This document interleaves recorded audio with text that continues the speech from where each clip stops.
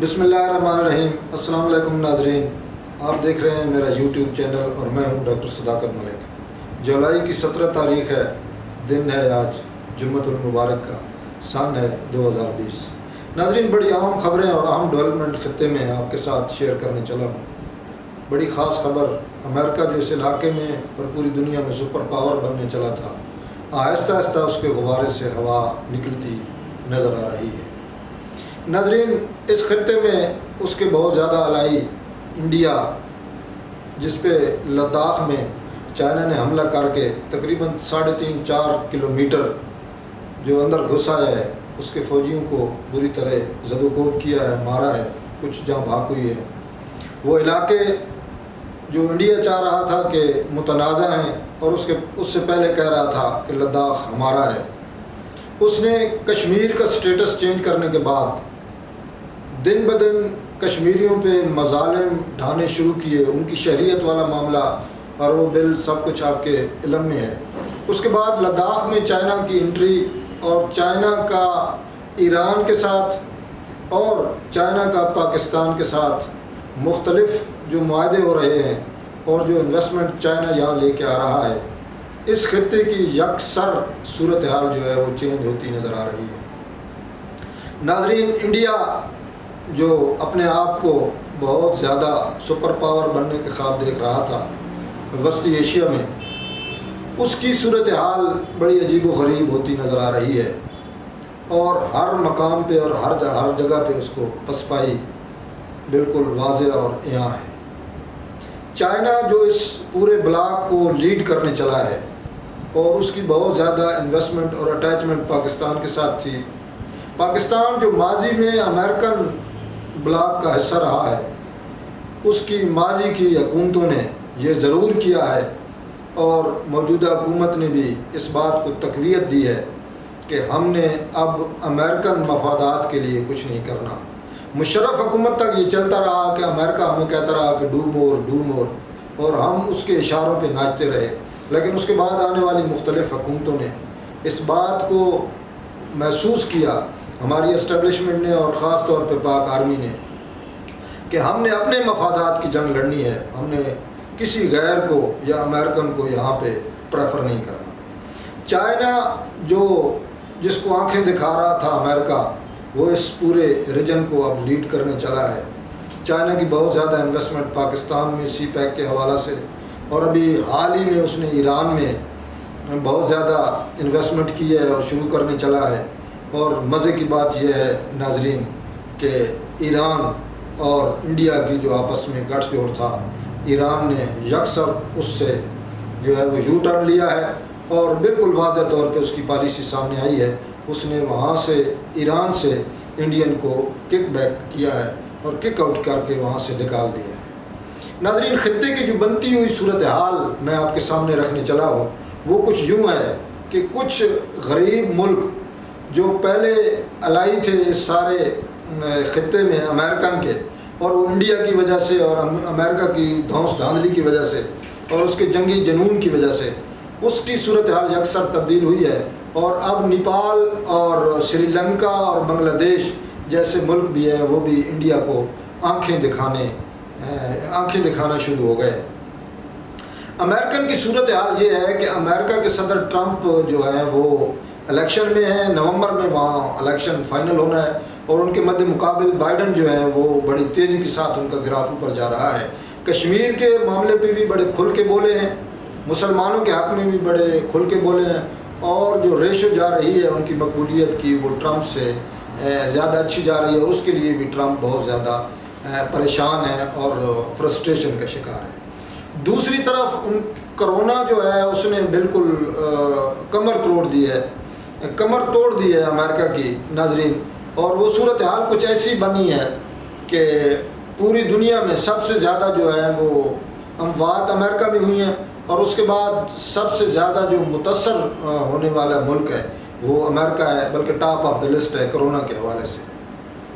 ناظرین، اس کے ساتھ ساتھ جب کسی ملک کا زوال آتا ہے تو اس میں بہت ساری چیزیں مل کے اکٹھی ہو جاتی ہیں، اور پھر وہ ملک آہستہ آہستہ پسپائی اور ذلت کی طرف چلا جاتا ہے۔ ایسی ہی صورتحال امریکن کے ساتھ پیش آئی ہے، اور وہاں پہ نسلی فسادات شروع ہو گئے ہیں۔ آپ کے علم میں ہوگا کہ ماضی میں ایک بندہ وہاں پہ گوروں نے ایک کالے کو وہاں پہ قتل کیا اور اس کے بعد پورے ملک کی فضا جو ہے وہ آلودہ ہو گئی۔ اس کے علاوہ ایک کیلیفورنیا میں ان کا ایک بحری بیڑا تھا، وہاں پہ دہشت گردی ہوئی ہے، اگرچہ یہ ان کو خبریں نہیں دے رہے اور اس کو چھپا رہے ہیں، لیکن حالات جو سامنے آ رہے ہیں اس میں کافی فوجی اس کے مارے گئے ہیں اور بحری بیڑے کو کافی نقصان ہوا ہے۔ CNN نے اور چائنا نے ان خبروں کو بڑا ہائی لائٹ کیا اور مختلف اخباروں میں ان کو بڑی جگہ ملی ہے۔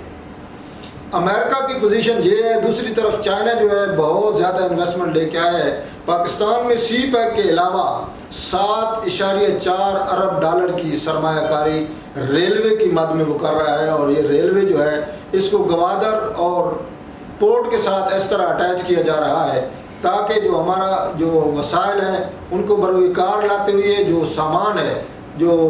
ایک جگہ سے دوسری جگہ شفٹ کرنا ہے اور اس کو ایکسیس ٹو جو ہے وہ پورٹ دیا جائے، اور اس کے لیے 7.4 بلین ڈالر کی سرمایہ کاری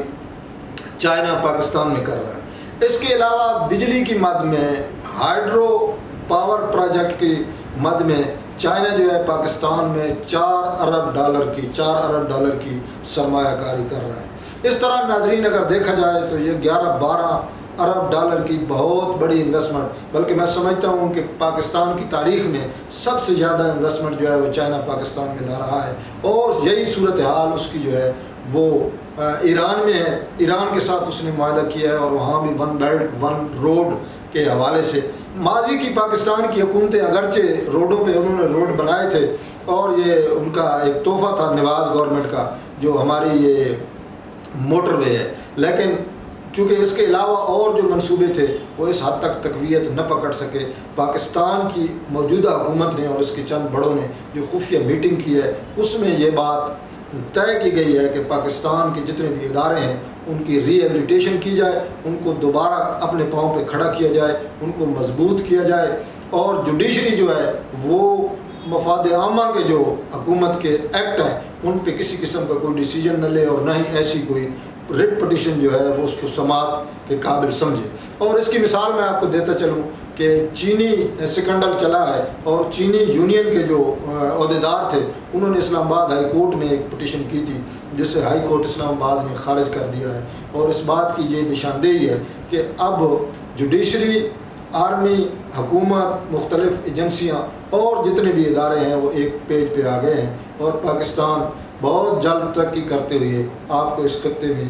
نظر آئے گا، اور نظر انشاءاللہ آ رہا ہے۔ ایران کی صورتحال جو ہے وہ یوں ہے کہ اس نے انڈیا کو وہاں سے کک آؤٹ کیا ہے اور وہ الائی بننے چلا ہے چائنا کا۔ اب چائنا لیڈ کر رہا ہے، پاکستان اس کے ساتھ ہے، اور اس الائی میں، اس سسٹم میں، اور یہ جو بلاک بن رہا ہے اس میں ایران، پاکستان، رشیا، چائنا اور افغانستان میں بھی، افغانستان جو ہے وہ بھی کچھ عرصے کے بعد آپ دیکھیں گے وہ بھی اس بلاک کا حصہ ہوگا، اور جو چھوٹے ممالک میں نے آپ کو بتائے ہیں کہ بنگلہ دیش، سری لنکا اور نیپال جیسے ملک جو ہیں وہ بھی انڈیا کو آنکھیں دکھانا شروع ہو گئے ہیں۔ گویا اس بات کی وہ غمازی ہے کہ وہ بھی بہت جلد جو ہے وہ اس بلاک میں شامل ہونے کے لیے، جس میں پاکستان اور چائنا اس کو لیڈ کر رہا ہے، اس بلاک میں وہ شامل ہونے کے لیے وہ بھی بالکل تیار بیٹھے ہیں۔ ایسی صورتحال میں اس ایشیا میں جو صورتحال نظر آ رہی ہے امریکن کی، وہ بہت دگرگوں ہے، اور ان کی گرفت جو ہے معاملات سے بہت زیادہ جو ہے وہ کم ہوتی ہوئی نظر آ رہی ہے، اور چائنا جو ہے بالکل امریکن کے آمنے سامنے آ گیا اور اس کو آنکھیں دکھا رہا ہے۔ ناظرین، ایک بڑی مزے کی بات جو میں آپ کے ساتھ شیئر کرنے چلا ہوں وہ یہ ہے کہ یہ جتنے ممالک جن کا میں نے آپ کے سامنے نام لیا ہے، چاہے اس میں رشیا ہو، افغانستان ہو، پاکستان ہو، یا